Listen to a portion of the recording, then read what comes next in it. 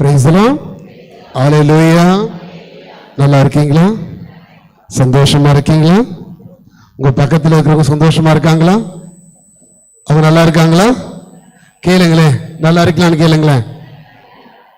சிரிச்சுட்டு கேட்கணும், அப்படி முறைச்சிட்டு கேட்க கூடாது. Praise the lord. ஹல்லேலூயா. ஆண்டவருக்கு முன்னாடி நாம சந்தோஷமாக இருக்கிற பொழுது ஆண்டவருடைய இதயம் இன்னும் அதிக சந்தோஷப்படும். உங்க பிள்ளைங்க அழுதுட்டு இருக்கும்போது சந்தோஷமா இருக்குமா, இல்ல சிரிக்கும் போது சந்தோஷமா இருக்குமா? பிள்ளைகள் சிரிச்சிட்டு இருந்தாங்கன்னா உங்கள் உள்ளம், அப்பா அம்மாவுடைய உள்ளம் சந்தோஷம் அடையும். என் பிள்ளை நல்லா இருக்காண்டா. அதே பிள்ளை அழுதுட்டு இருந்தா உங்கள் உள்ளம் உடைந்து போகும். அப்படிதானே? அப்ப நாமும் ஆண்டவருக்கு முன்னாடி நம்முடைய சந்தோஷத்தை அடிக்கடி அறிக்கையிட்டு சொல்லணும். அதுக்கு அடிக்கடி ஐ லவ் யூ சொல்லணும் ஆண்டவருக்கு, அடிக்கடி நன்றி சொல்லணும் ஆண்டவருக்கு. காரணம் அதெல்லாம் சந்தோஷத்தினுடைய வெளிப்பாடுகள். Price the Lord. எனவே இந்த நாளில நம்ம குருத்துவத்தினுடைய மகத்துவத்தை, இயேசு எப்படி குருத்துவத்தின் வழியாக நம்முடைய வாழ்க்கையிலே செயல்படுகிறார் என்பதுதான் நம்ம தியானிக்க போறோம். அதுவும் என்னுடைய குருத்துவத்தினுடைய 19வது ஆண்டுல குருத்துவத்தில் ஆண்டவர் இயேசு குருத்துவத்தின் வழியாக நம்முடைய வாழ்வை எப்படியெல்லாம் ஆசீர்வதிக்கிறார் என்பதை நாம தியானிப்பது ரொம்ப சந்தோஷமாக இருக்கிற ஒரு நேரம் இது. அன்பார்ந்தவர்களே, கத்தோலிக்க திருச்சபையுடைய மறைக்கல்வியை நம்ம ஆழமா படிக்கிற பொழுது திருச்சபை நம்ம கற்றுக் கொடுக்கிறது, ஆண்டவர் இயேசு 4 இடங்களிலே உயிர் உள்ளவராக தன்னை பிரசன்னப்படுத்துகிறார். எங்கெல்லாம் தெரியுமா? எங்கெல்லாம் ஆண்டு உயிருள்ள மெய்யான தெய்வமாக தன்னை பிரசன்னப்படுத்துறாரு. இங்க சீடர்களுக்கா? நற்கருணையில் இயேசு மெய்யாகவே உயிருள்ளவராக என்ன செய்யறாரு? அது உண்மையாகவே அவர் அப்பமா இல்ல உயிருள்ள இயேசுவா? உயிருள்ள இயேசு மெய்யாகவே பிரசன்னமாகிறார். அப்புறம் குருத்துவத்தில் எப்பொழுது குருவான திருப்பலி ஒப்பு கொடுக்கிற பொழுது, மக்களை அர்ச்சிக்கிற பொழுது இயேசு அவர்கள் மெய்யாகவே பிரசன்னமாகிறார். 3வது எங்க ஆண்டு சொல்லார் இல்லையா, எங்கே 2-3 பேர் என் பெயரால் ஒன்று கூடி இருக்கிறார்களோ, அதன் அர்த்தம் என்ன? திருச்சபையில இயேசு மெய்யாகவே. அப்ப உங்கள் மத்தியில இயேசு இருக்கு. நீங்க மட்டும்தான் இருக்கீங்களா? இயேசு இருக்கிறாரா? நீங்க யார் பக்கத்துல உட்கார்ந்து இருக்கிறீங்க? யார் மடியில உட்கார்ந்து இருக்கிறீங்க? யார் உங்களை தொட்டுட்டு இருக்கிறாரு? யார் உங்க கண்ணத்தை கிள்ளிட்டு இருக்கிறாரு? அப்ப ஆண்டவருக்கு பக்கத்துல நெருக்கமா ஒட்டிட்டு உட்கார்ந்து இருக்கிற நாம, ஐயோ நான் தனியா இருக்கிறேனே, எனக்கு யாரும் இல்லையேன்னு ஆண்டவருக்கு முன்னாடி வந்து சொல்லக்கூடாது. காரணம் யாரும் தனியா இல்ல. காரணம் எங்கே 2-3 பேர் ஆண்டவருடைய பெயரால் ஒன்று கூடி இருக்கிறார்களோ அங்க யார் இருக்கிறா? இயேசு மெய்யாகவே பிரசன்னமாக இருக்கிறார். 4வது எங்க? பலிபீடத்திலையா? எங்க? உயிருள்ள வார்த்தையிலே. இப்ப 4 இடங்களிலே ஆண்டவர் மெய்யாகவே பிரசன்னமாகிறார். அன்புக்குரியவர்களே, அதில் மிக முக்கியமானது குருத்துவத்தின் வழியாக நற்கருணையில் ஆண்டவர் நம்ம மத்தியிலே பிரசன்னமாகிறார். அப்ப குருத்துவம் என்பது வெறும் ஏதோ ஒரு ஆபீஸ் கிடையாது. இப்ப படிச்சு முடிச்சுட்டு, இப்ப நான் இன்ஜினியரிங் முடிச்சா எனக்கு ஒரு வேலை கிடைக்கும், எனக்கு ஒரு ஆபீஸ் கிடைக்கும், நான் உட்கார்ந்துட்டு இருக்கலாம், வேலை செய்யலாம். இல்ல நான் டாக்டர் முடிச்சுட்டு என்ன செய்யலாம், MBBS முடிச்சு டாக்டர் ஆகலாம், எனக்கு ஒரு வேலை, அவ்வளவுதான்.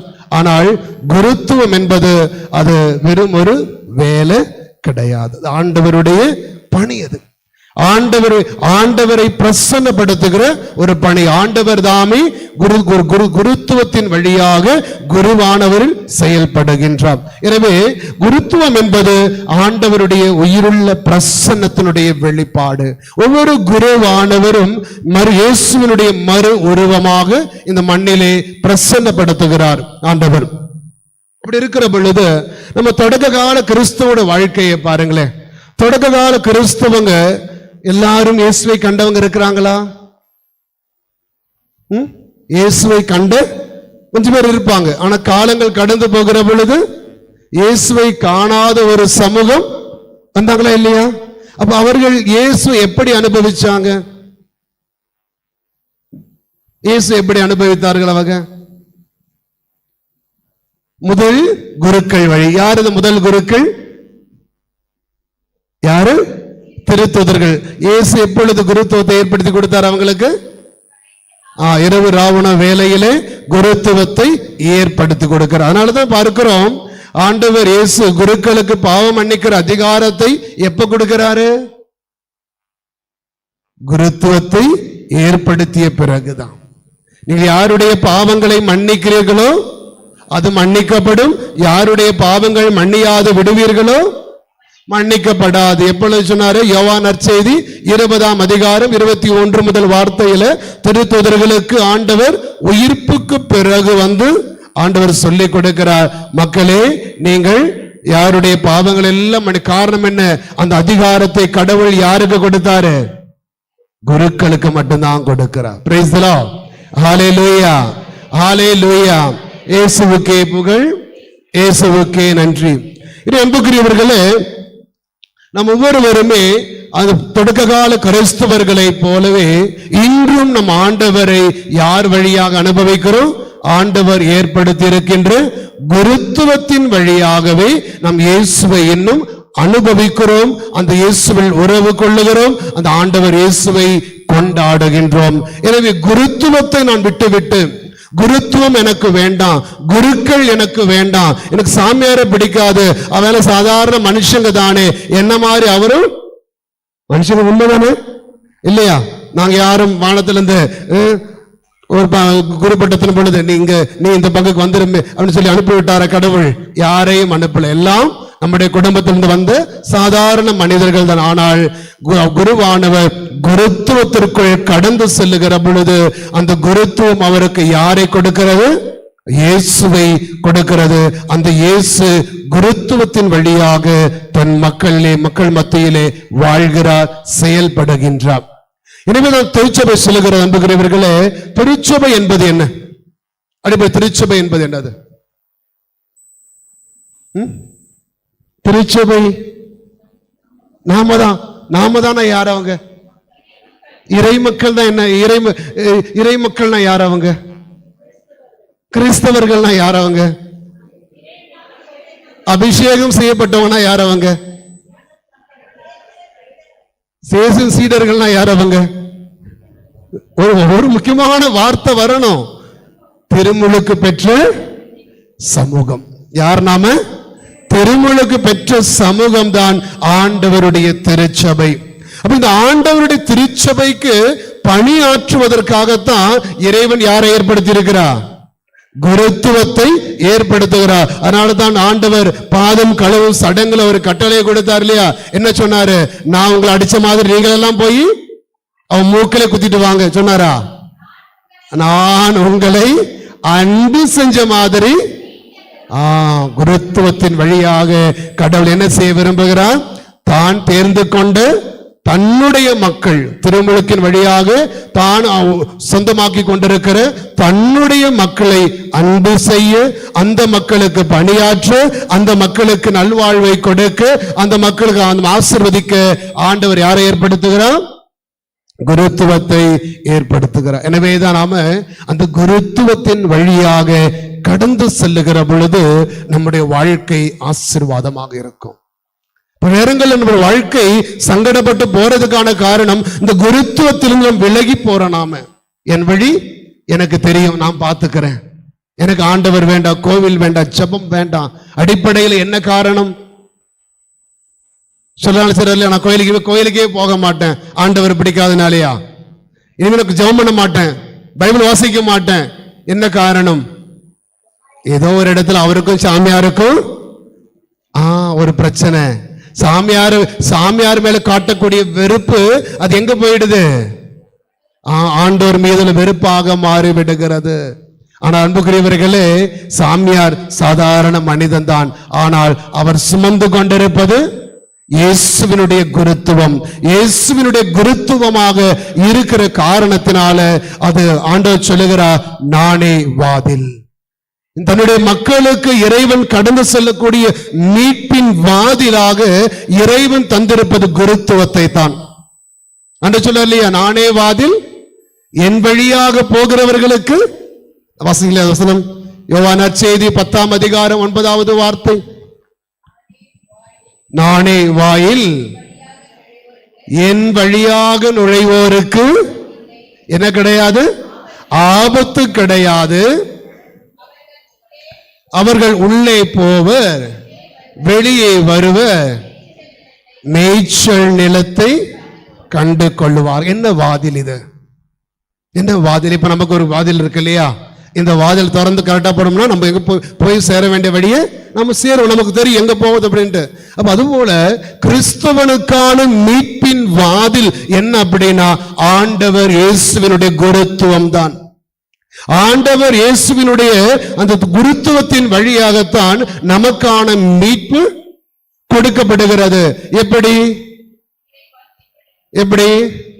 இறைவார்த்தையின் வழியாக, அப்புறம் வழிபாடுகள். ஆண்டவர் இயேசு என்ன பண்ணார்? நம்மளை ரட்சிக்க இயேசு என்ன பண்ணாரு? சிலுவையில் தன்னையே பலியாக்கினார். அந்த பலி எங்கே மீண்டும் மீண்டும் நிறைவேற்றப்படுகிறது? திருப்பலி வழியாக. யார் வழியா? யார் நிறைவேற்றாரு? இயேசு தாமே குருவானவர் வழியாக நிறைவேற்றுக. சாமியார் அல்ல நிறைவேற்றுவது, நானல்ல நிறைவேற்றுவது. இங்கிருந்து யார் நிறைவேற்றுகிறார்? இயேசு தாமே நிறைவேற்றுகிறார். அப்போ அந்த மீட்பு செயல் இயேசு கிறிஸ்து தலைமை குருவாக தன்னை என்ன செஞ்சாரு? கல்வாரியில தன்னை பலியாக ஒப்பு கொடுக்கிறார். அப்ப தன்னை பலியாக ஒப்பு கொடுத்த இயேசு கிறிஸ்து அதே பலியை குருக்கள் வழியாக, தன்னுடைய குருத்துவத்தின் வழியாக ஒவ்வொரு நாளும் இங்கு பலிபீடத்திலே நிறைவேற்றி நற்கருணையாக நமக்கு வருகிறார். அப்போ நான் இயேசு கிறிஸ்து, பொதுவாக கேட்பேன், திருப்பலினா என்ன? பொதுவா திருப்பலி என்பது, திருப்பலி நம்ம என்ன கொண்டாடுறோம்? நாம திருப்பலியில நற்கருணையை கொண்டாடுறோம். அப்படின்னா இறைவன் கல்வாரியில் தன்னுடைய உடலையும் இரத்தத்தையும் நமக்கு தந்து, நமக்காக அர்ப்பணித்து நமக்கு தந்திருக்கிற மீட்பை கொண்டாடுறோம். சும்மா வெறுமனே அல்ல. பூசைன்றது வெறும் ஒரு வழிபாடு அல்ல. பூசை என்பது வெறும் ஒரு வழிபாடு, மீட்பின் கொண்டாட்டம். அது ஆண்டவர் இயேசு தன்னையே கல்வாரியில் தன் உடலையும் இரத்தத்தையும் தந்த மீட்பை ஒவ்வொரு நாளும் இந்த திருப்பலியில கொண்டாடுகின்றோம். அதனாலதான் கத்தோலிக்க திருச்சபை திருப்பலியை குறித்து ரொம்ப அழகாக சொல்லுகிறது. திருப்பலி என்பது மனுஷ ஒப்பு கொடுக்கிற ஜபம் அல்ல. நீங்க இறக்கத்தின் ஜெபமாலை சொல்லி ஜெபிச்சீங்க இல்லையா? அந்த ஜெபம் யார் ஒப்பு கொடுத்தது? இப்போ நீங்களும் ஒப்பு கொடுத்தீங்க, அப்படித்தானே? நீங்களும் ஒப்பு கொடுத்தீங்க. ஜெபமாலை சொல்றோம் இல்லையா? வீட்டுல நம்ம தனிப்பட்டு சொல்றோம். யார் சொல்றது? அது நாம ஒப்பு கொடுக்கிறோம். நான் பரிந்துரை ஒப்பு கொடுத்து ஜெபிக்கிறேன். யார் ஜெபிக்கிறது? நாம மனித பலவீனத்தினுள்ளே இருந்து ஒப்பு கொடுத்து ஜெபிக்கிறோம். ஆனா திருப்பலி என்பது நீங்களும் நானும் ஒப்பு கொடுக்கிற ஒரு நிகழ்வு அல்ல. மாறாக யார் ஒப்பு கொடுக்கிறா? இயேசு கிறிஸ்து தன்னுடைய உடலையும் இரத்தத்தையும் பலியாக தந்து கொண்டு தந்தையாக இறைவனை ஆராதிக்கிற ஜெபம். திருப்பலி என்பது நீங்களும் நானும் ஆண்டவர் ஆராதிக்கிற நேரம் அல்ல. யார் ஆராதிக்கிறா? இயேசு கிறிஸ்து தந்தையாகிய தெய்வத்தை எப்படி ஆராதிக்கிறாரா? நாம கைத்தட்டுற மாதிரி அல்லேலூயா அல்லேலூயா கைத்தட்டி அப்படிப்பட்ட ஆராதனையா? என்ன செய்யறார் அவர்? தன்னுடைய உடலையும் தன்னுடைய இரத்தத்தையும் பலியாக தந்து கொண்டு இயேசு கிறிஸ்து நம்ம தந்தையை ஆராதிக்கிறார். அப்ப நாம் என்ன பண்றோம்? நாம் வருகிற பொழுது அந்த ஆராதனையில இயேசு என்ன பண்றாரு? நம்மையும் அவரோடு இணைத்து கொள்ளுகிறார். பிரைஸ் தி லார்ட், ஹalleluya. அப்ப பூசைக்கு நாம் போகிற பொழுது என்ன எப்படி போன? நானு வெறுமனே ஏதோ ஒரு சடங்குக்கு போற மாதிரி அல்லது ஒரு கோயில் திருவிழாவில் போயிட்டு ஏதோ நம்ம ஒரு சுரூபத்துக்கிட்ட போய் நின்று ஜெபிக்கிற மாதிரி அல்ல. திருப்பலியில் பங்கெடுப்பது, திருப்பலியில அது தலைமை குருவான இயேசு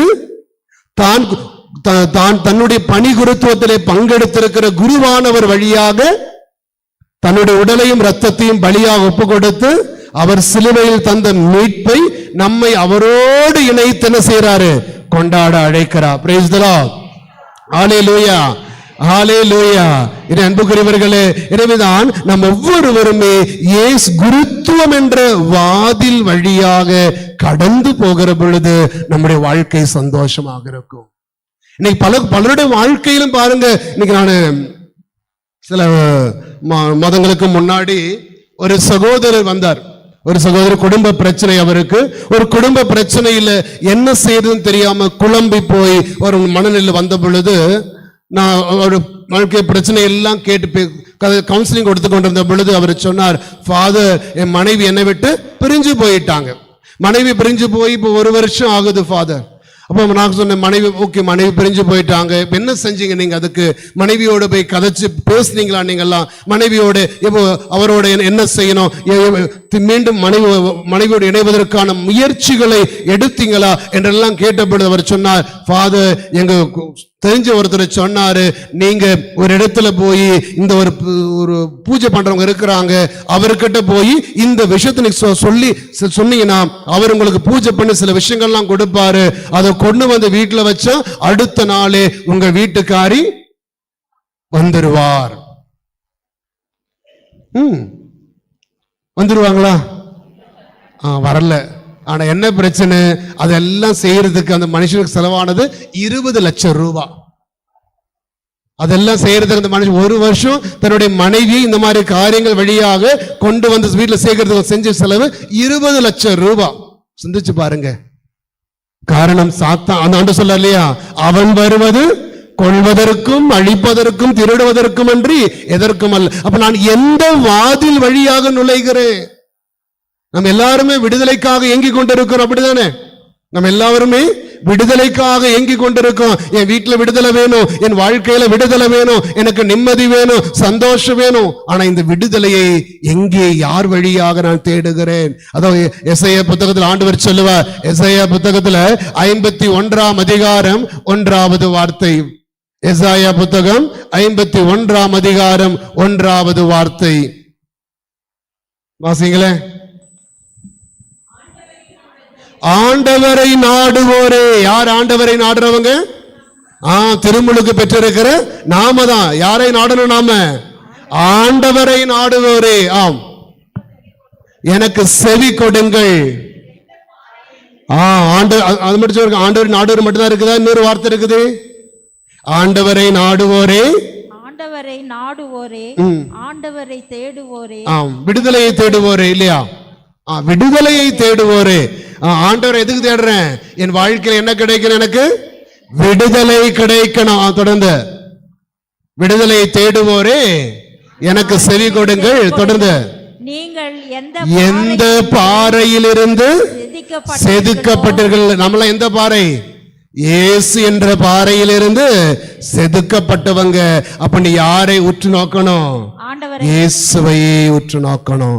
அப்போ இந்த மனுஷனோட வாழ்க்கையில இவனுக்கு ஒரு பிரச்சனை இருக்குது. வாழ்க்கையில குடும்பத்துல சிக்கல், என்ன செய்ய தெரியல.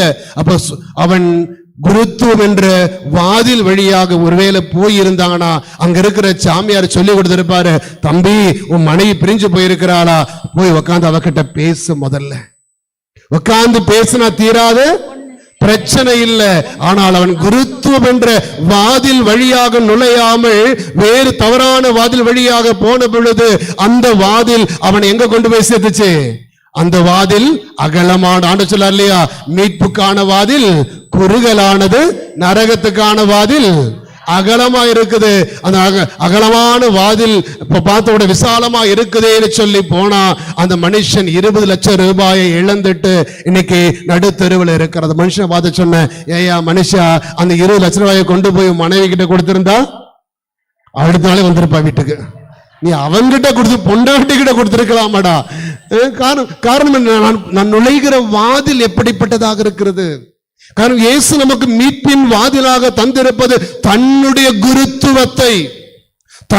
குருத்துவத்தை தான் கடவுள் நமக்கான மீட்பின் வாதிலாக தந்திருக்கிறார். யார் ஒருவர் இயேசு தந்திருக்கிற அந்த குருத்துவத்தின் வழியாக நுழைகிறார்களோ அவர்கள் என்ன செய்வாங்க?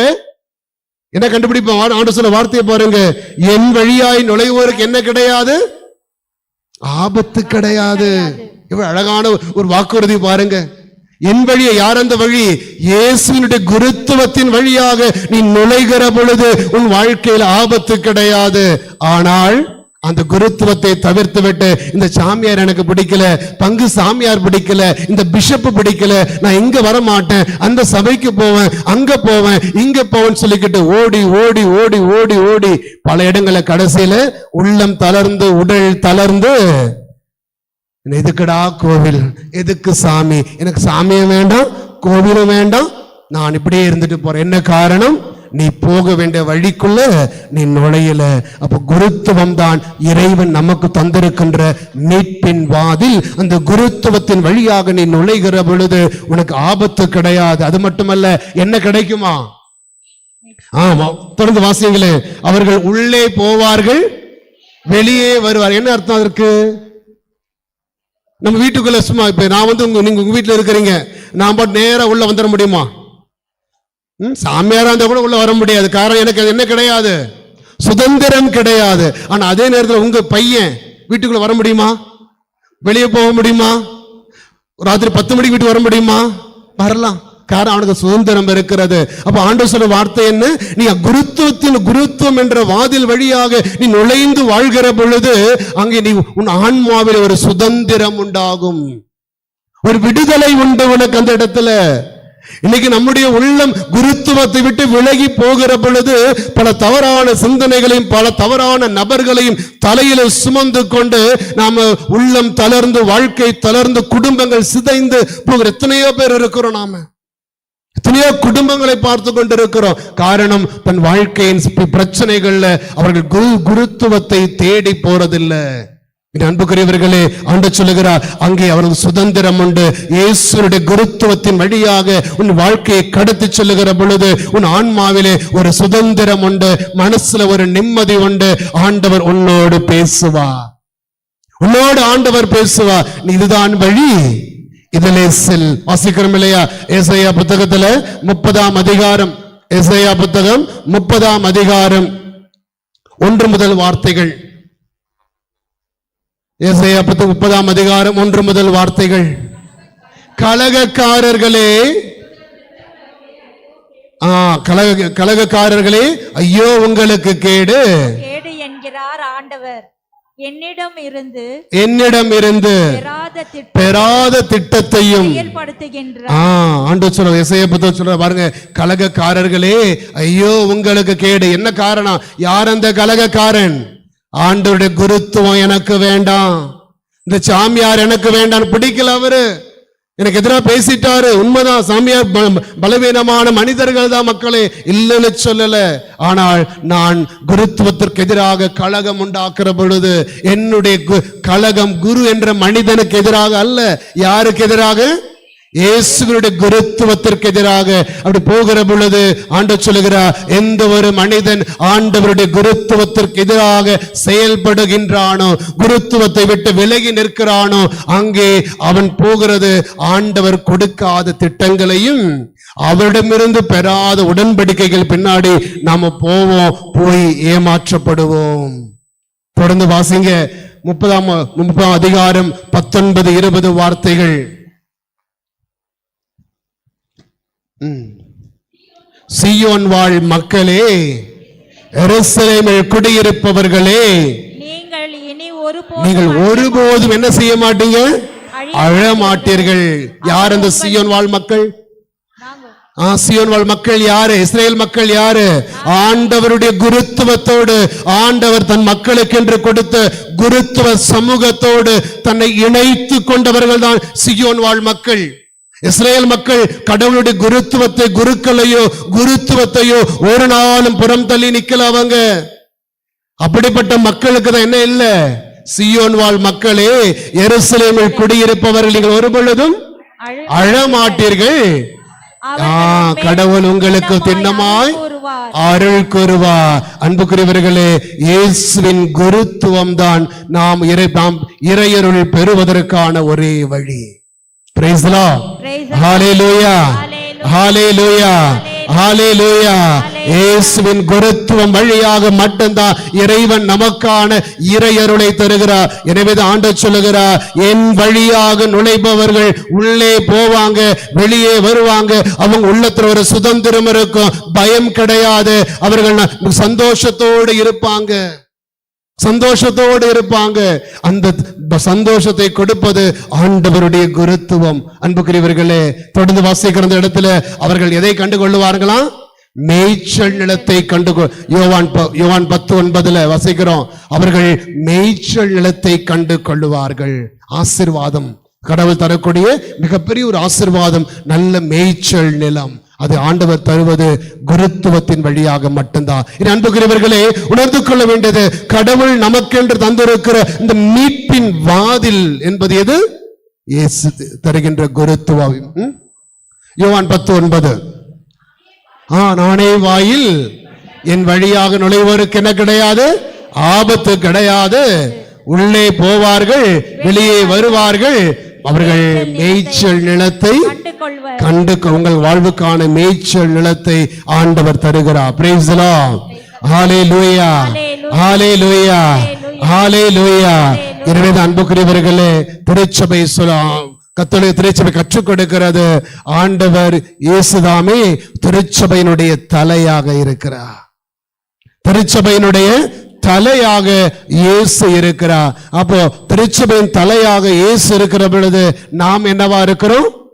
உடலாக இருக்கிறோம். அப்போ திருச்சபையும் உடலும் தலையும் ஒன்னா இருந்தாதான் என்னவா இருக்க முடியும்? உயிரோடு இருக்க முடியும்.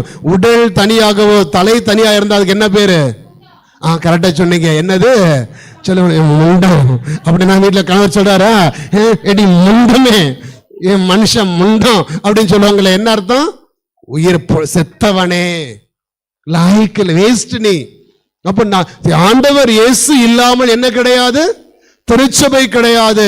திருச்சபை இல்லாமல் இயேசும் தனித்திருப்பதில்லை. அது போலதான் இயேசுவின் குருத்துவம் தான் நம்முடைய தலை.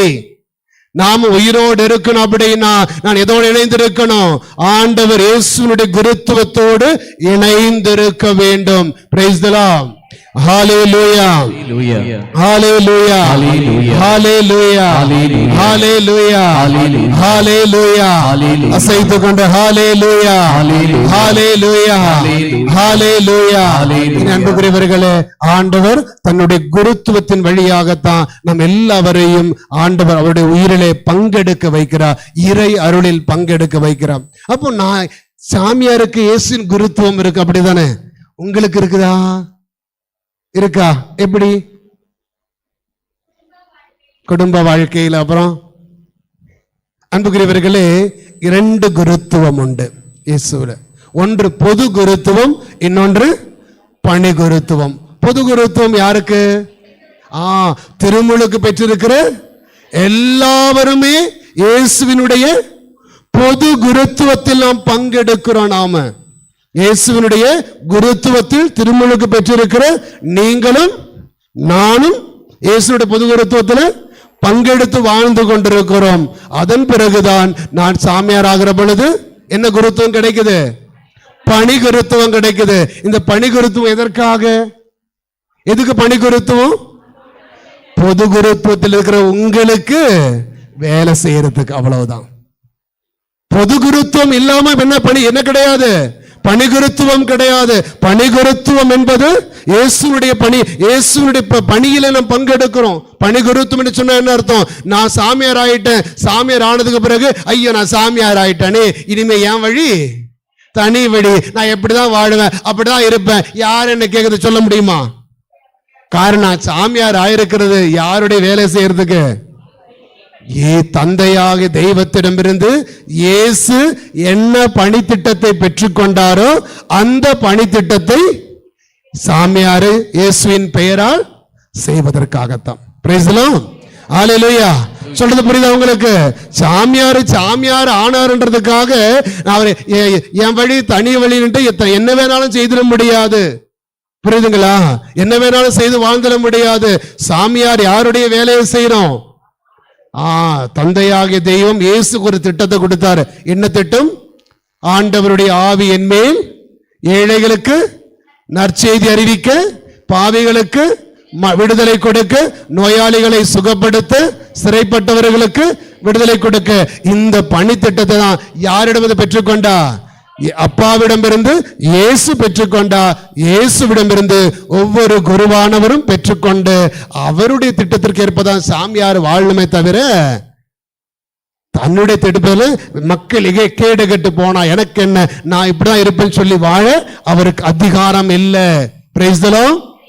ஹalleluya. இயேசுவுக்கே புகழ், இயேசுவுக்கே நன்றி.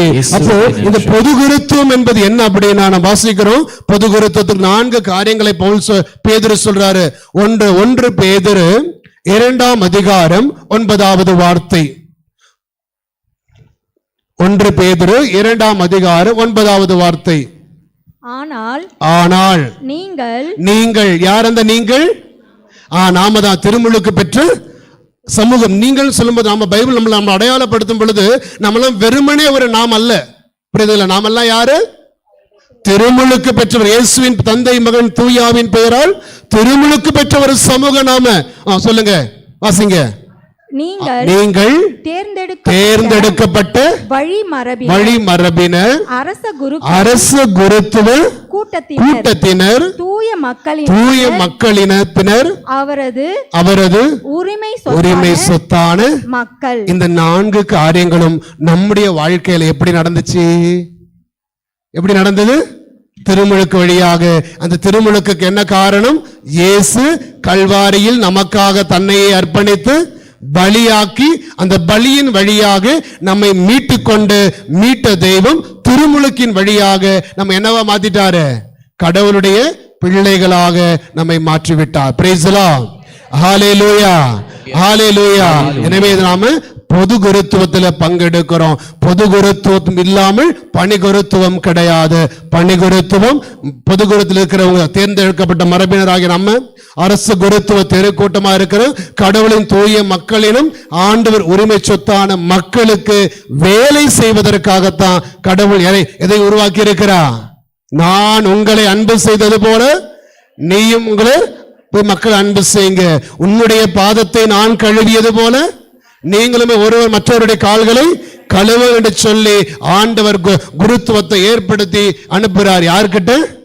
மக்களிடம். மக்கள் அனுப்புறார். இடத்துல மக்கள் இல்லாமல் யார் கிடையாது, குருத்துவம் இல்லை. Praise the Lord.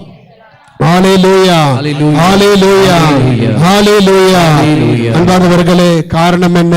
இறைவன் தன்னுடைய மக்கள் தான் தேர்ந்து கொண்ட பொது குருத்துவ சமூகமாகிய திருமுழுக்கு பெற்ற கிறிஸ்தவ சமூகத்தை அவர் பாதுகாக்க விரும்புகிறார். தன்னுடைய மக்களுக்கு தன்னுடைய வாழ்வை தந்து கொண்டு நம்மை ஆண்டவர் ஆசீர்வதிக்கிறார். அந்த ஆசீர்வாதத்தை இறைவன் தருவது குருத்துவ வழி. எனவே ஆண்டு சொல்ல இல்லையா, நானே நல்ல ஆயன். ஆயன் என்ன செய்தான்? ஆயன் ஆடுகளுக்காக தன் உயிரை கொடுப்பது போல நீங்களும் கொடுக்கணும். அதான் சொல்ல வார்த்தை. ஆடுகளுக்காக ஆயன் தன் உயிரையே கொடுக்கிறான்.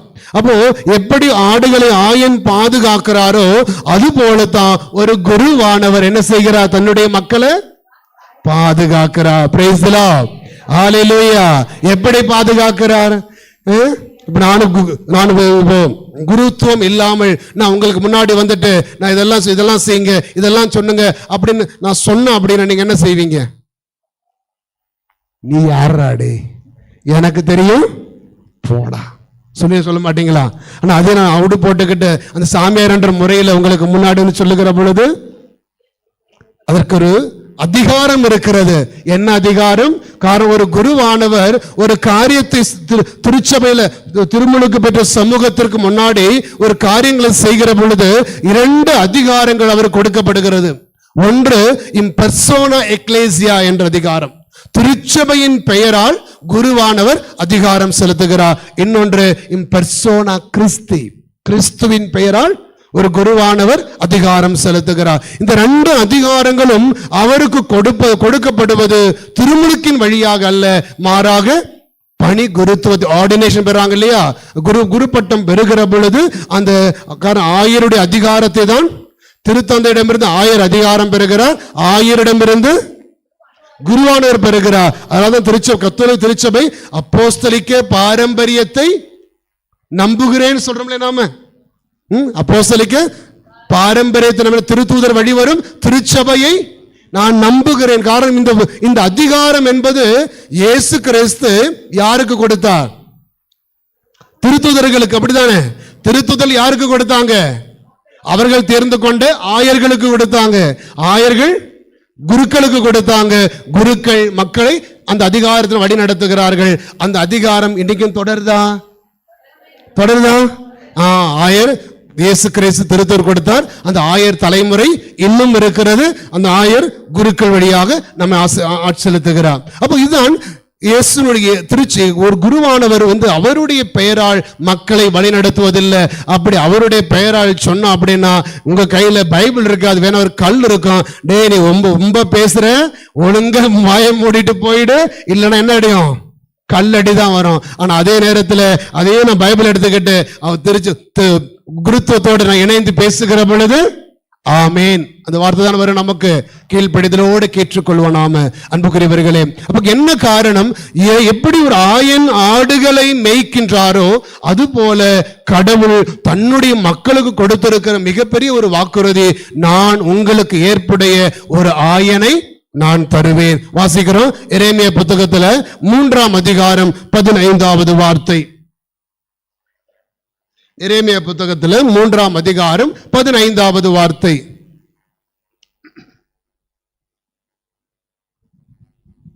என் இதயத்திற்கேற்ற மேய்ப்பர்களை உங்களுக்கு கொடுப்பேன். என் இதயத்திற்கு ஏற்ப மேய்ப்பர்களை உங்களுக்கு கொடுப்பேன். ஏன் கொடுக்கணும்? மேய்ப்பனுடைய முக்கியமான வேலை என்ன? ஆடுகள் இழந்து போகாதபடி, காணாமல் போகாதபடி பார்த்து கொள்வதும் அவர்களை ஒன்று சேர்க்க வேண்டியதும் அவனுடைய முக்கிய கடமை. அதான் முக்கியமானது. ஒவ்வொரு ஆடும் ஆயனுக்கு முக்கியம். எனக்கு அதனாலதான் வாசிக்கிறோம் இல்லையா, ஒரு ஆடு காணாமல் போகிற பொழுது ஆயன் என்ன பண்ணா? 99 தேவைதான், ஆனால் அதே ஒன்று காணாமல் போன ஒன்றும் தேவை என்று போய் தேடி கொண்டு வருகிறார். அதுபோல ஒவ்வொரு குருவானவரும் தன்னுடைய மக்களுக்காக இறைவனால் அனுப்பப்பட்டிருக்கிற நல்ல ஆயனாக இருக்கிறார். நல்ல ஆயனாக இருந்து தான் ஒப்படைக்கப்பட்ட மக்களை காவல் காக்க வேண்டியது அந்த குருவானவருடைய கடமை. அதனால தான் மக்களை நம்ம தவறு செய்கிற பொழுது பங்குச்சாமி என்ன சொல்றாரு? நீ பண்றது தப்பு, நீ பேசுறது தப்பு என்று சுட்டி காட்டுவதற்கான காரணம், சாமி உனக்கு என்ன தெரியும்? நீ என்ன ஜாதி, நான் என்ன ஜாதி, நீ என்ன பேசுறது சொல்ல முடியுமா? இல்ல. காரணம் என்ன? அவர் பேசுவது இயேசுவின் பெயரால். அப்ப நான் கீழ்ப்படியணும். அதை வாசிக்கிறோம் நாம ஓசேயா புத்தகத்துல 9ஆம் அதிகாரம் 8வது வார்த்தை. ஓசேயா இறைவாக்கினருடைய புத்தகம் 9ஆம் அதிகாரம் 8வது வார்த்தை. ஏசாயா அல்ல, ஓசேயா. கடவுளின் மக்களாகிய எப்ராயிமுக்கு இறைவாக்கினன் என்னவா இருக்கிறான்? என்னவா இருக்கிறார்? காவலாளியாக இருக்கிறார். யார் அந்த இறைவாக்கினன்? யார் அந்த இறைவாக்கினன்? குருவானவர் தான். குருவானவர் தான் ஆண்டவருடைய மக்களுக்கான காவலாளியாக இருக்கிறான். அன்புக்குரியவர்களே, அப்ப உங்களுடைய உங்க குடும்பத்துக்கான காவலாளி யார் அப்படின்னா குருவா, பங்குச்சாமியாரு. அந்த பங்குச்சாமியார் வழியாகத்தான் உங்களுக்கு நற்கருணை கொடுக்கப்படுகிறது. அந்த பங்குச்சாமியார் வழியாகத்தான் உங்களுக்கு பாவ மன்னிப்பு கொடுக்கப்படுகிறது. பங்குச்சாமியார் வழியாகத்தான் திருமுழுக்கு, பங்குச்சாமியார் வழியாகத்தான் உறுதி பூசுதல், பங்குச்சாமியார் வழியாகத்தான் நோயில் பூசுதல், பங்குச்சாமியார் வழியாகத்தான் திருமணம். ஒவ்வொரு திருவிரட்சாதனங்கள் வழியாகவும் தன்னுடைய மக்களை இறைவன் காவல் அரணாக வைத்து காத்துக் கொள்வது யார் வழியாக? குருவானவர் வழியா, குருத்துவம் வழியாக. காரணம், ஆண்டவர் சொல்லுகிறார், இறைவாக்கினன் குருவானவர் தன்னுடைய மக்களுக்கு என்னவாக இருக்கிறார்? காவலாளியாக இருக்கிறார். நான் இப்படிதான் ஒரு நாள் ராத்திரி இப்போ ஒரு 12-1 மணி இருக்குன்னு நினைக்கிறேன், நல்லா தூங்கிட்டு இருந்தேன். திடீர்னு ஃபோன் வந்தது. சில நேரங்களில் ராத்திரி கூட ஜெபத்துக்கு கால் பண்ணுவாங்க. அப்படி கால் பண்ணும் பொழுது அந்த பக்கம் ஒரு அழுது கொண்டே ஒரு அம்மா இருந்து பேசினாங்க. எடுத்த உடனே கேட்டாங்க, ஃபாதர் நீங்க எங்க வீட்டுக்கு வந்து காவல் பண்ணுங்க ஃபாதர் அப்படின்னாங்க. அப்படி பண்ணுவாங்க இங்க யாராவது காவல் பண்றது? நான் கேட்டு என்னம்மா காவல் பண்றது அப்படின்னுட்டு. எனக்கு தெரியல, நான் அந்த வார்த்தை முதல் முறை கேள்விப்படுறேன். காவல் பண்றது, வீட்டை காவல் பண்ணணும் ஃபாதர், நீங்க வாங்க, வீட்டில் பயங்கர பிரச்சனை ஃபாதர், நிம்மதி இல்லை, சந்தோஷம் இல்லை, எங்க வீட்டை சுத்தி காவல் பண்ணுங்க வாங்க ஃபாதர் அப்படின்ட்டு. நான் சொன்னேன், அம்மா இப்போ வேண்டாம், நீ காலையில் மீண்டும் கால் பண்ணுங்க அப்படின்னு. மீண்டும் கரெக்டாக காலையில் கால் பண்ணாங்க. அப்போ கேட்டு, என்னம்மா காவல் பண்ணுறது ஃபாதர், இந்த பூஜை பண்ணுறவங்கெல்லாம் வந்து இதெல்லாம் செஞ்சு பூஜையெல்லாம் பண்ணி என்ன செய்வாங்க, வீட்டை சுற்றி அவன் காவல் பண்ணுவாங்க ஃபாதர். எனக்கு என்ன சொல்கிறேன்னு தெரியல அவங்களுக்கு, நான் என்ன காவல் பண்ணுறது. அன்புக்குரியவர்களே, கடவுள் தன்னுடைய மக்களுக்கு காவல் பண்ணுறாரு. யார் வழியா? குருவானவர் வழியா மட்டும்தான். 3 காரியங்களை செய்வதன் வழியாக குருவானவர் தன்னுடைய மக்களுக்கு காவலாக இருக்கிறார். வெறும் பூஜை செய்வதனாலேயோ அல்ல சில காரியங்களை செய்து வீட்டை சுத்தி செய்யறது, மந்திரம் ஓதுறதுனால உங்கள் வீட்டுக்கு யாரும் காவலாக இருப்பது கிடையாது. ஆனால் இறைவாக்கினன் தன்னுடைய மக்களாகிய திருமுழுக்கு பெற்ற சமூகத்திற்கு அவர் காவலாக இருக்கிறார். எப்படி காவல்? 3 நிலைகளிலே தன்னுடைய மக்களுக்கு கடவுள் குருவானவரை காவலாக வச்சிருக்கிறார். இந்த 3 காரியங்களை அவர் வழியாக நீங்க செய்கிற பொழுது உங்கள் வீடு பாதுகாக்கப்படும், உன் குடும்பம் பாதுகாக்கப்படும், உன் பிள்ளை பாதுகாக்கப்படும், உன் வேலைகள் பாதுகாக்கப்படும், உன் வாழ்க்கை ஆசீர்வதிக்கப்படும். என்ன அந்த 3 காரியங்கள்? ஒரு குருவானவர் செய்யக்கூடிய 3 வேலைகள் என்ன? திருப்பலி நிறைவேற்றுவது, பாவசங்கனை கேட்கிறது, நோயில் புசு கொடுக்கிறது, அப்புறம் வீட்டை மந்திரிக்கிறது. ஒரு குருவானவருடைய 3 முக்கிய பணிகள், இயேசு செய்த 3 பணிகள். என்ன செஞ்சார்? முதல்ல போதிச்சார். குருத்துவத்தினுடைய முதல் பணி என்ன? போதிப்பது. இயேசு கிறிஸ்து தன்னுடைய மக்களை காவல் செய்வது அவருடைய போதனையின் வழியாகத்தான். கடவுளுடைய வார்த்தையை கேட்காம அற்புதங்கள் நடக்காது. நன்றாக புரிந்து கொள்ளணும். சிலர் வருவாங்க, எதுக்காக? ஜெபிக்கணும், சாமியை தொட்டா போதும், எங்களுக்கு சாமியை ஆசீர்வதிச்சா போதும். அதல்ல, என்னுடைய ஜெபம், என்னுடைய குடும்பம் காவல் செய்யப்படணுமா? முதல் என் வாழ்க்கை, என் குடும்பம் எதோடு இணைஞ்சிருக்கணும்? ஆண்டவருடைய போதனையோடு இணைந்திருக்கணும். இறைவன் இந்த போதனையை இன்னைக்கு யார் வழியா கொடுக்கிறார்? குருவான வழியாக போதிக்கிற பொழுது திறந்த உள்ளத்தோடு அந்த போதனைகளை ஏற்றுக்கொள்ளுகிற பொழுது ஆண்டவர் சொல்றார் இல்லையா, திருப்பாடல் 107:20, திருப்பாடல் 107:20 என்னது? என் வார்த்தையை அனுப்பி நான் உங்களை சுகப்படுத்துவேன், உன் குடும்ப உறவை சுகப்படுத்துவேன், உன் பிள்ளைகளை சுகப்படுத்துவேன். காரணம், நம்முடைய வாழ்க்கை தளர்ந்து போறதுக்கும் தடுமாறி போறதுக்கும் காரணம் என்ன அப்படின்னா, நம்ம ஜெபிக்கிறோம், ஆனா என்ன கிடையாது, நமக்கு போதனைகள் இல்ல, இறை வார்த்தை இல்ல. காரணம், இயேசு கிறிஸ்துனுடைய முதல் பணி தன்னுடைய மக்களுக்கு அவர் இறை வார்த்தையை கொடுக்கிறார். 2வது என்ன செய்யறாரு? தன்னுடைய மக்களை குருவானவர் விசுவாசத்திலும் அற வாழ்க்கையிலும் வழி நடத்துகிறார். நமக்கு விசுவாசத்தை கற்றுக் கொடுக்கிறது யாரு? திருச்சபை. திருச்சபை யார் வழியா கற்றுக் கொடுக்கிறது? குருவானவர் வழியாக. அப்போ குருவானவர் விசுவாச சத்தியங்களை போதிக்கிற பொழுது இல்ல அந்த பாஸ்டர் அப்படி சொன்னார், இந்த போதகர் இப்படி சொன்னார் என்பதல்ல. காரணம், குருத்துவம் வழியாக திருச்சபை என்ன கற்றுக் கொடுக்கிறதோ அதான் கிறிஸ்துவ வாழ்க்கை. என் திருமண வாழ்க்கை எப்படி இருக்கணும், என் குடும்ப வாழ்க்கை எப்படி வாழப்பட வேண்டும், என் வாழ்வுக்கான அறம் என்ன, மோரல் லைஃப் என்ன என்பதை யார் சொல்லிக் கொடுக்கிறா? குருத்துவம் வழியாக திருச்சபை சொல்லிக் கொடுக்கிறது. அப்ப விசுவாசத்தை குறித்தும் அற வாழ்க்கையை குறித்தும் இறைவன் தன் குருக்கள் வழியாக சொல்லிக் கொடுக்கிற பொழுது அதை நான் ஏற்றுக்கொள்ளணும். காரணம், அவர் தானாக பேசுறதில்லை, தானாக சொல்லிக் கொடுக்கிறதில்ல. இயேசு கிறிஸ்து தாமே குருவானவர் வழியாக சொல்லுகிறார். இன் பெர்சோனா கிறிஸ்து, இயேசு தாமே கற்றுக் கொடுக்கிறார். 3வது பணி ஒரு குருவானவர் செய்வது மக்களை அர்ச்சிக்கிற பணி, புனிதப்படுத்துகிறார். இயேசு தன் மக்களை புனிதப்படுத்தியது போல அது நாம் என்ன செய்யறோம்? குருவானவர் தன்னுடைய மக்களை திருமுழுக்கு வழியாக, நற்கருணை வழியாக, உறுதி பூசல் வழியாக, பாவ சங்கீர்த்தன வழியாக, ஒவ்வொரு திருவருட்சாதன வழியாகவும் கடவுள் தன்னுடைய மக்களை குருத்துவத்தின் கரத்தினாலே புனிதப்படுத்துகிறார், ஆசீர்வதிக்கிறார். Price the lord. ஹல்லேலூயா. நம்புகிறவர்களே, இந்த 3 செயல்கள் வழியாகத்தான் நம்முடைய வீடு என்ன செய்யப்படுகிறது? காவல் காக்கப்படுகிறது. இந்த 3 காரியங்கள் வழியாகத்தான் காவல். நமக்கு பூஜை செய்யறதுனாலே மந்திரம் சொல்றதுனால உன் வீடு காவல் செய்யப்படுவது இல்ல, உன் வாழ்க்கை காவல் செய்யப்படுவது இல்ல, உன் பிள்ளைகளுக்கு காவல் செய்யப்படுவது இல்ல. ஒரே வழிதான், இந்த 3 காரியங்கள் தான். என்னது? இறைவா போதனைகள் வழியாக, ஆண்டவருடைய போதனைகளாலும் அவருடைய வழி நடத்துதலாலும் அவருடைய அர்ச்சிப்பினாலும் தான் ஆண்டவருடைய குடும்பங்கள் என்ன செய்யப்படுகிறது? காவல் செய்யப்படுகிறது. அப்ப நான் பங்கு சாமியாரை விட்டுட்டு ஓடி போறேன், இந்த பங்கு எனக்கு வேண்டாம், இந்த சாமியார்கள் எனக்கு வேண்டாம், அவங்க எல்லாம் ஏமாத்துக்காரங்க சொல்லிட்டு நான் போறேன் அப்படின்னா நான் எதை விட்டு விலகி போறேன்? கடவுள் எனக்கு தந்திருக்கின்ற காவலை விட்டு விலகி போனா அதுக்கப்புறம் நான் எப்படி இருப்பேன்? தவித்து கொண்டிருப்பேன், கைவிடப்பட்டவனாக. ஐ லூஸ் த செக்யூரிட்டி. கடவுள் எனக்கு ஏற்படுத்தியிருக்கிற காவல், இறைவாக்கினன் தன் மக்களுக்கான காவலாளியாக இருக்கிறார். நன்றாக புரிந்து கொள்ளணும். அப்படி சொல்லுகிற தெய்வம் தொடர்ந்து 2 வார்த்தையும் சேர்த்து சொல்றாருங்க. அந்த வசனங்களை வாசிங்களேன். அவன் காவலாளி தான், ஆனா அவனுக்கு என்ன இருக்கிற பிரச்சனை? ஓசையா புத்தகம் 9:8 வாசிச்சீங்களே. ஓசையா 9:8 என் கடவுளின் மக்களாகிய எப்ராயிமுக்கு இறைவாக்கினன் என்னவாக இருக்கிறான்?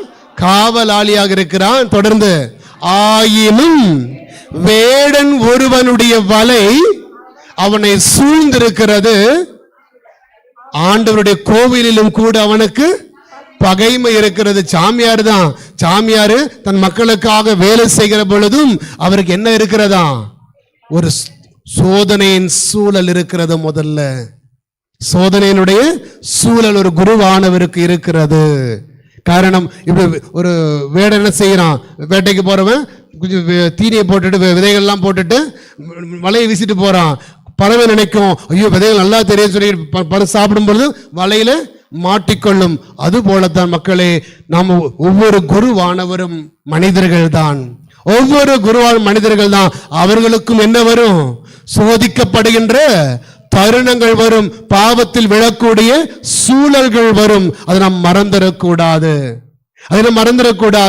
அவர்கள் இயேசுவின் குருத்துவத்தை தாங்கியவர்களாக இருந்து பணியாற்றினாலும் அவர்களுடைய உடல் என்பது யாருடைய உடல்? மனித உடல். அவர்களையும் வேடனின் வலையானது சூழ்ந்து கொள்ளும். அவர்களுக்கும் அவர் எங்க பணியாற்றுகிறாரோ அந்த மக்கள் மத்தியிலே என்ன உண்டாகும்? பகைமை உண்டாகும், வெறுப்பு உண்டாகும். எனவேதான் ஆண்டவர் இணைச்சட்டத்தில் சொல்லுகிறார். இணைச்சட்ட புத்தகம் 12ஆம் அதிகாரம் 19வது வார்த்தை. இணைச்சட்ட புத்தகம் 12ஆம் அதிகாரம் 19வது வார்த்தை.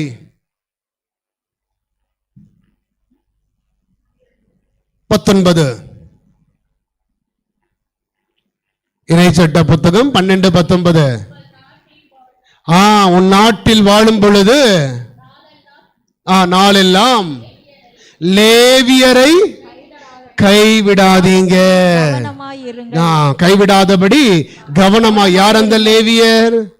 இயேசு ஆண்டவருடைய குருத்துவ சமூகம். அவங்களும் மனுஷங்க தான், அவங்களுக்கும் தேவைகள் இருக்கிறது. அவர்களும் விழுந்து போவாங்க. நீ என்ன செஞ்சிடக்கூடாது? அவர்களை உதாசீனப்படுத்தி விடக்கூடாது, கைவிட்டு விடக்கூடாது. நீ வாழும் நாளெல்லாம், நீ வாழ்கிற நாட்டிலே லேவியர்களை நீ கைவிடாதபடி கவனமாக இரு. நம்முடைய பங்கு தந்தையர்கள், நம்முடைய குருக்கள் பலவீனமானவங்க தான், தவறுகளிலே வீழக்கூடியவர்கள் தான் மக்களே. ஆனால் அப்படி இருக்கிற பொழுது, அவர்கள் ஆசீர்வதிக்கிற பொழுது, ஆசிரியை பெற்றுக்கொள்ற நாம அந்த ஆசிரியின் கரங்கள் பலவீனப்பட்டு போகிற பொழுது என்ன செய்யணும்? நான் அவங்களுக்காக குற்றம் சொல்லுவதல்ல, தீர்ப்பிட்டு நடப்பதல்ல. என்ன செய்யணும்? அவர்களுக்காக நான் முழந்தாள் படிட்டு ஜெபிக்கணும். எப்பவுமே சொல்லுவேன், உங்க வீட்டுல நிறைய தடைகள் இருக்குதா, உங்க வீட்டுல நிறைய பிரச்சனை இருக்குதா, அதை தீரணும்னா ஒரு சின்ன குறுக்கு வழி சொல்றேன். உங்களுக்கு செய்வீங்களா? நீங்க ஒவ்வொரு நாளும் உங்களுக்கு தெரிஞ்ச குருக்களுக்காக ஒரு ஜெபமாலை சொல்லி ஜெபிச்சு பாருங்க, உங்க வீட்டுல தடைகள் தீரும். காரணம், ஆண்டவருக்கு சொந்தமானவர்களை, ஆண்டவரால் தேர்ந்து கொள்ளப்பட்டவங்களை நீங்க உயர்த்தினா ஆண்டவர் உங்களை உயர்த்துவார். Praise the lord. Hallelujah, hallelujah. ஆண்டவருக்கு சொந்தமான பிள்ளைகளை, ஆண்டவரால் தேர்ந்து கொள்ளப்பட்ட அவருடைய குருத்துவ சமூகத்தை நாம் உயர்த்துகிற பொழுது ஆண்டவர் நம்மை உயர்த்துவார். Praise the lord. ஹalleluya. எனவே குருக்களோடு நம்முடைய அணுகுமுறைகள் மாறணும். குருக்களோடு நம்முடைய அணுகுமுறைகள் மாறும். எடுத்து வாசிங்க எபிரேயர் திருமுகத்துல 5ஆம் அதிகாரம் 1 முதல் 4 வார்த்தைகள். 4 அணுகுமுறைகளை அவர் சொல்லிக் கொடுக்கிறார் ஆண்டவர். நான் குருத்துவத்தோடு எப்படிப்பட்ட அணுகுமுறைகளை கொண்டிருக்கணும்.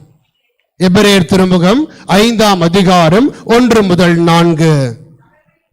தலைமை குரு ஒவ்வொருவரும் மனிதரிடமிருந்தே தேர்ந்தெடுக்கப்படுகிறார்கள். பாவங்களுக்கு கழுவாயாகவும் காணிக்கைகளையும் பலிகளையும் செலுத்துவதற்காக மக்கள் சார்பாக கடவுள் முன் பணிபுரிய ஏற்படுத்தப்படுகிறார். இவங்களுடைய வேலை, சாமியாருடைய வேலை என்ன? மக்களுக்காக பலி ஒப்பு கொடுத்து அவங்களுக்காக ஜெபிக்கிறது தான் சாமியாருடைய வேலை. ஆனால் இவர் எங்கிருந்து தேர்ந்து கொள்ளப்படுறாரு? எங்கிருந்து தேர்ந்து கொள்ளப்படுகிறார்? ஒவ்வொரு குருவும் குடும்பத்தில் இருந்தே. அப்ப ஒரு குடும்பம்னா யாரு? நீங்க தான், அப்படிதானே? உங்களுக்கு மனித பலவீனம் இருக்குமா? அப்ப நீங்க பெற்றெடுக்கிற பிள்ளைகளுக்கு அந்த பலவீனம் வருமா வராதா? அப்ப குருவானவர்கள் மனித குடும்பத்திலிருந்தே தேர்ந்தெடுக்கப்படுறாங்க. அப்படின்னா மனித குடும்பத்தினுடைய பலவீனங்கள் அவங்களுக்கு இருக்குமா இருக்காதா? வீழ்வார்களா விழ மாட்டார்களா? அவர்கள் ஆண்டவருக்கு முன் பணியாற்றவும் பலி செலுத்த தேர்ந்து கொள்ளப்பட்டவங்க தான். ஆனாலும் என்ன பிரச்சனை? அவர்களுக்கும் வீழ்ச்சிகள் உண்டாகும், அவர்களுக்கும் தளர்ச்சிகள் உண்டாகும், அவர்களும் தளர்வார்கள். என்ன செய்யணும்? நானப்போ என்ன செய்யணும்? கரம் உயர்த்தின அவர்களுக்காக கை நீட்டி தீர்ப்பிடுவது அல்ல, மாற ஆண்டவருக்கு முன்னாடி நீ குருவானவருக்காக கை உயர்த்தி ஜெபிச்சு பாரு. எது உன் வாழ்க்கையில் நடக்க நினைச்சிட்டு இருக்கிறியோ அது உனக்கு நடந்திருக்கும். Price the lord. ஹalleluya, ஹalleluya. குருக்களுக்காக ஜெபிக்க ஜெபிக்க ஜெபிக்க குழந்தை பாக்கிய தடைகள் தீரும், வேலை தடைகள் தீரும், பொருளாதார தடைகள் தீரும், நோய்கள் நீங்கும். காரணம் ஆண்டவருடைய குருத்துவத்தை நாம் மதிக்கிற பொழுது ஆண்டவர் என்னை உயர்த்துவார். Praise the lord. ஹalleluya. இரண்டாவது வசனம் வாசிங்க. அவர் தாமே வலுவின்மைக்கு ஆளாகி இருப்பினும் அறியாமையில் இருப்பவருக்கும் நெறிதவறி நடப்பவருக்கும் வழிகாட்டக்கூடியவராக இருக்கு, பரிவு காட்டக்கூடிய இருக்கிறார். பாருங்க, ஆண்டவர் சொல்லுகிற வார்த்தை பாருங்க. தாமே வலுவின்மைக்கு ஆளாகி இருக்கிற குருவானவர் எப்படிப்பட்டவராக இருக்கிறாரு? எந்த குருவான் சொல்ல முடியுமா? I am so strong, I am a compliant boy, I am a boost is a secret of my energy. சொல்ல முடியுமா? சொல்லிட்டு நான் இனிமே எந்த பாவம் பண்ண மாட்டேன், நான் ரொம்ப யோக்கியனா இருப்பேன் சொல்ல முடியாது. ஆண்டவருக்கு தெரியும் நீ என்னவா இருக்கிற, வலுவின்மைக்கு ஆளாகி இருக்கிறாய். எதுக்காக? ஆனாலும் நான் யோசிப்பது உண்டு, ஆண்டவரே எங்களை சாமியாரா உயர்த்திட்டியே, நாங்க ஏன் பாவம் பண்ணணும்? ஏன் தவறு வாழ்க்கையில வரணும்? நாங்கள் தவறுகள் இல்லாதபடி எங்களை காத்துக் கொள்ளலாமே என்று இந்த கேள்வி அடிக்கடி மனசுல வருகிற பொழுது, இந்த வசனம் எனக்கு தியானிக்கிற பொழுது நிறைய உள்ள அறிவை எனக்கு கொடுத்தது, ஞானத்தை கற்றுக் கொடுத்தது எனக்கு. காரணம் என்னன்னா, ஆண்டவர் சொல்லுகிறார் தாமே வலுவின்மைக்கு ஆளாகி இருப்ப. குருவானவர் பலவீனமானவர் தான். எதற்காக? தன்னை போலவே வலுவின்மையோடும் பலவீனத்தோடும் வரக்கூடிய மக்களை புரிந்து கொண்டு அவர்களை தீர்ப்பிடுவதற்காக அல்ல. எதற்காக? பரிவு காட்டக்கூடியதற்காகத்தான். கடவுள் பலவீனமான ஒரு குருவானவரை தேர்ந்து கொண்டது உங்களுடைய பலவீனங்களை புரிந்து கொள்வதற்காக, உங்களுடைய பலவீனங்களை ஆசீர்வதிப்பதற்காக, உங்களுடைய பலவீனங்களிலே உங்களை திருமுழுக்கு சமூகத்தை திடப்படுத்துவதற்காகத்தான் ஆண்டவர் இந்த குருத்துவத்திலே அங்கே ஆனந்தம் கொள்ளுகிறார். அவர் காரணம் தன் குருத்துவத்தை பலவீனமான மனிதர்களை இறைவன் தேர்ந்து கொண்டது பலவீனமான நம்மை புரிந்து கொண்டு மீட்டெடுப்பதற்காக. ஒருவேளை நம்முடைய பங்கு சாமியார் மிக்கேல் தூதரா இருந்தா சிந்திச்சு பாரு, கையில வாளோட வந்திருப்பாரு, பூசிக்கு வரலையா ஓங்கி ஒரு வெட்டு. காரணம் அவர் தூயவரா இருக்கிறார், அன்புக்குரியவர். ஆனால் கடவுள் அவரை சாமியார வைக்கல, கப்ரியேல் தூதரை சாமியார் ஆக்கி விடல. எந்த வானதூதரையும் கடவுள் என்னவா கொண்டு வரல, குருவானவரா கொண்டு வரல. உங்க வீட்டுல பிறந்த சாதாரண மனுஷங்களை கொண்டு வருகிறார். அவருடைய வலுவின்மை அவருக்கு தெரியும். ஆனாலும் தன்னுடைய வலு சொல்லுவாங்க, ஆமா அவர்கிட்ட போய் நானு பாவசங்கத்தனம் பண்ணணுமாக்கும், அவர் பண்றது எங்களுக்கு தெரியாதா, என்னவெல்லாம் பண்றாரு அந்த சாமியாரு, அவர்கிட்ட போய் என் பாவத்தை அறிக்கையிடணுமா? மக்களை நீ அறிக்கையிடுவது யாரிடம்? இயேசுவிடம், இயேசுவின் குருத்துவத்திடமே தவிர அந்த குரு என்ற மனிதரிடம் அல்ல என்றாக புரிந்து கொள்ளும். காரணம் என்ன? அந்த குருத்துவம் உன் மீது பரிவு காட்டும். அங்க அமர்ந்து கொண்டிருக்கிற சாதாரண மனிதன் உன்னை தீர்ப்பிடலாம். நான் என்னோட குறைகள் எல்லாம் கொண்டு போயிட்டு சொல்லுகிற பொழுது, ஆமா நீ எல்லாம் ஒரு மனுஷனாயா சொல்ல வாய்ப்பு இருக்கிறது. ஆனால் நான் பாவசங்கத்தை தொட்டில் அமர்ந்திருக்கிற பொழுது நான் அங்க தீர்ப்பிடுவதற்காக அல்ல, என்னவா இருக்கிறேன்? பரிவு காட்டக்கூடியவராக இருக்கிறேன். மன்னிப்பு கொடுக்க அமர்ந்து கொண்டிருக்கிற அந்த இடத்துல. எனவே குருத்துவத்தின் வழியாக கடவுள் நமக்கு பரிவு காட்டுவதற்காகவே கடவுள் குருவானவரை பலவீனப்படுத்தி தேர்ந்து கொடுத்திருக்கிறார். அப்போ அந்த பலவீனம் மக்களுடைய பலவீனங்களுக்கான பலனாக இருக்கிறது. பிரைஸ் தி லார்ட், ஹalleluya. தொடர்ந்து வாசிங்க. அவர் மக்களுடைய பாவங்களுக்கு கழுவாயாக பலி செலுத்துகிறார். தம் வலுவின்மையின் முன்னிட்டு தமக்காகவும் பலி செலுத்த கடமைப்பட்டிருக்கிறார். அந்த குருவானவர் மக்களை மட்டும் அர்ச்சிக்கிறது இல்ல, அந்த பணியை தன்னையும் அவர் என்ன செய்கிறார்?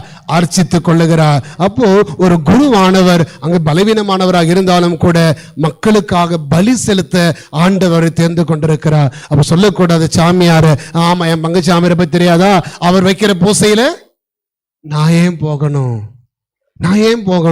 அன்புக்குரியவர்களே, மக்கள் குருவானவர் உங்களுக்காக திருப்பலி ஒப்பு கொடுத்து திருப்பலி அர்ச்சிக்கப்படுகிற பொழுது அதே பலியின் வழியாக யாரும் அர்ச்சிக்கப்பட்டுக் கொள்கிறார்? குருவானவரும் அர்ச்சிக்கப்படுகிறார். Price the lord, hallelujah. எனவே குருவானவர் எப்படிப்பட்டவராக இருந்தாலும் இந்த பலிபீடத்திலிருந்து அப்பத்தை உயர்த்துகிற பொழுது அதை உயர்த்துவது யாரு? இயேசு கிறிஸ்து. காரணம் குருவானவர் இயேசுவின் பெயரால் இயேசுவாகவே பலி ஒப்பு கொடுக்கிறார். அதனால தான் ரொம்ப அழகாக இறுதி வசனத்தை எபிரேயர் திருமுகத்தை எழுதி ஆசிரியர் சொல்லிக் கொடுக்கிறார். 4ஆம் வசனம் வாசிங்களே. மேலும் யாரும் இந்த மதிப்புக்குரிய பணியை தாமே தேர்ந்து கொள்ளல. ஆரோனுக்கு வந்தது போல கடவுள் அவரை அழைப்பு கொடுக்கிறார். ஆரோனுக்கு எப்படி கடவுள் இறை அழைத்தலை கொடுத்தாரோ அதே போலதான் ஒவ்வொரு குருவானவருக்கும் என்ன கொடுக்கிறார்? ஆண்டவர் இறை அழைத்தலை கொடுத்து சிந்திப்பது உண்டு. நான் என்னோட செமினார் நான் படிக்கிற பொழுது என்னை விட மிக சிறந்தவர்கள் எங்களை இப்ப சாமியாரா இருக்கிற கொஞ்சம் பேர் இருக்கிறோம். நாங்க அந்த சாமியாரானவங்களோட பல திறமைகள் மிகுந்தவர்கள் அவங்கெல்லாம் விட்டு வெளியே போயிட்டாங்க. குரு செமினாரை விட்டுட்டு குரு மடத்தை வெளியே போகிற பொழுது ஏன்னா ஆச்சரியப்பட்டு போனேன் நான். காரணம் அவ்வளவு திறமை, பாட்டு, கவிதை, எழுதுறதா இருக்கட்டும், அது பிரசவம் வைக்கிறதா இருக்கட்டும், அவ்வளவு திறமை மிக்கவர்கள் நிறைய பேர் போயிட்டாங்க. நல்லா படிக்கிறவங்க போயிட்டாங்க. ஆனால் இவெல்லாம் சாமியார் ஆவானா அப்படின்னு நினைக்கிற நாமெல்லாம் சாமியார் ஆயிட்டோம். அதான் பெரியது. அது அங்கதான் ஆண்டவருடைய மறைபொருள் அடங்கி இருக்கிறது. பிரைஸ் தி லார்ட், ஹalleluya. ஆண்டவருடைய காரணம் என்ன? இந்த சிலர் சொல்லுவாங்க, ஃபாதர் என்னால இருக்க முடியல, செமினார்ல இருக்கிற ஆனா இருக்க முடியலன்னு சொல்லுகிற பொழுது நான் சொல்ற ஒரு வார்த்தை உண்டு. உனக்கு அழைத்தல் கடவுள் கொடுத்திருந்தாருன்னா நீ எவ்வளவு தூரம் ஓடினாலும் உன்னால விடுத்து. யோனாவை அப்படிதான் கொண்டு வந்தார். ஆனா நீ அழைத்தல் இல்லாம எவ்வளவு நடிச்சு உள்ள உக்காந்தாலும் ஒரு இடத்துல ஓடி போயிடுவேன், நீ இருக்க முடியாது. அப்போ நான் இந்த குருத்துவத்தில் இருக்கிறேன் அப்படின்னா என்ன காரணம்? கடவுள் கொடுத்த அழைத்தல். ஒவ்வொரு பங்கு தந்தையும் 1000 கடவுளுடைய அழைத்தலை சுமந்திருக்கிறாங்க. அன்பு மக்களே, நாம குருக்களை மதிக்கிற பொழுது யாரை மதிக்கிறோம்? இயேசுவையும் அவருடைய குருத்துவத்தினை ஆராதிக்கிறோம் நாம. எனவே அந்த குருத்துவத்திற்கு நாம் மதிப்பு கொடுப்போம். குருத்துவத்தின் வழியாக நாம் ஆண்டவரை சுவைப்போம், அனுபவிப்போம். காரணம் அந்த குருத்துவம் தான் நம்முடைய மீட்பை பெறுவதற்கும் கொண்டாடுவதற்குமான வாதிலாக இருக்கிறது. நானே வாதில், என் வழியாய் நுழைவோருக்கு என்ன கிடையாது? ஆபத்து இல்லை. உள்ளே போவார்கள், வெளியே வருவார்கள், மேய்ச்சல் நிலத்தை கண்டு கொள்வார்கள். கண்களை மூடுவோமா? ஒரு நிமிடம் நம்முடைய வாழ்க்கை நாம் கடந்து போயிருக்கிற எல்லா குருக்களையும் மனதிலே கொண்டு வருவோம். நாம உங்க தெரிந்த குருவானவர்களை எல்லாம் ஒப்பு கொடுங்க. உங்கள் பங்கு தந்தையர்களை ஒப்பு கொடுங்க. ஆண்டவரே, நீர் எங்களுடைய உம்முடைய மீட்பின் வழிகளை நாங்கள் கண்டு அனுபவிக்க, வார்த்தையை கேட்க, அந்த வார்த்தையினால் வழி நடத்தப்பட, புனிதப்படுத்தப்பட எங்களுக்கு குருக்களை தந்திருக்கிறீரே, நன்றி ஆண்டவரேன்னு சொல்லுவோம். பொது குருத்துவமாக எங்களை மீட்பதற்கு, மீட்பில் நோக்கி வழி நடத்துவதற்கு பணி குருத்துவத்தை தந்தவரே நன்றி அப்பா. எங்களுடைய பங்குகள் எங்களுடைய குடும்பங்கள் இருக்கிற குருக்களுக்காக நன்றி சொல்லுகிறோம் ஆண்டவரே. எந்த சூழ்நிலையிலும் குருவானவர்களை தீர்ப்பிடாமல், ஒருவேளை குருக்களுடைய குறைகளையோ பலவீனங்களையோ நாங்கள் காண்கிற பொழுதும் கேட்கிற பொழுதும் விமர்சித்து பேசாமல் அவர்களுக்காக உம்முடைய சன்னதியிலே முழந்தாள் படியிட்டு ஜெபிக்கிற அருளை எங்களுக்கு நீ தாரும் ஆண்டவரே. ஏதேனும் குருவானவர்களை நாங்கள் காயப்படுத்தி இருந்தால், ஏதேனும் குருக்களை கண்ணீர் விட வைத்திருந்தால், ஏதேனும் குருவானவர்களை தீர்ப்பிட்டு பேசி அவமானப்படுத்தி இருந்தால் ஆண்டவரே, நாங்கள் இப்பொழுது மன்னிப்பு கேட்டுக் கொள்ளுகிறோம் அப்பா. அதே வேளையில் ஆண்டவரே, ஏதேனும் குருவானவர் வழியாக நாங்கள் காயப்படுத்தப்பட்டிருந்தாலோ அவமானப்படுத்தப்பட்டு இருந்தாலோ, ஏதேனும் குருக்களுடைய சொல்லாலும் செயலாலும் நாங்கள் கண்ணீர் விட்டு இருந்தாலோ, இறைவா, நாங்கள் அந்த குரு எங்களை காயப்படுத்திய ஒவ்வொரு குருவானவரையும் உம்முடைய நாமத்தினாலே மன்னித்து அவர்களை ஆசீர்வதிக்கிறோம் அப்பா. ஒவ்வொரு குருவானவர் மீதும் இரக்கமாயிரும். அன்பு தாயே, தேவன்னையே, உம்முடைய அன்பு பிள்ளைகளாகிய குருக்களுக்காக நாங்கள் ஒப்புக் கொடுத்து ஜெபிக்கிறோம். ஒவ்வொரு குருவானவரையும் உங்களுடைய பரிந்துரை வழியாக தாங்கி அருளும். அருள் நிறைந்த மரியே வாழ்க. உடனே பெண்களுக்கு ஆசீர்வாதம் நீரே, உம்முடைய திருவயிற்றின் கனியாகிய இயேசுவும் ஆசீர் பெற்றவரே. புனித மரியே, இறைவனின் தாயே, பாவிகளாய் இருக்கிற எங்களுக்காக இப்பொழுதும் எங்கள் இறப்பின் வேளையிலும் வேண்டிக் கொள்ளும். ஆமென். தந்தைக்கும் மகனுக்கும் தூய ஆவியாருக்கும் ஆட்சி உண்டாவதாக. தொடக்கத்தில் இருந்தது போல இப்பொழுதும் எப்பொழுதும் என்றென்றும் இருப்பதாக. ஆமென். Praise the Lord. Praise the Lord. Hallelujah. Hallelujah. இயேசுவுக்கே புகழ். இயேசுவுக்கே புகழ். இயேசுவுக்கே நன்றி. இயேசுவுக்கே நன்றி.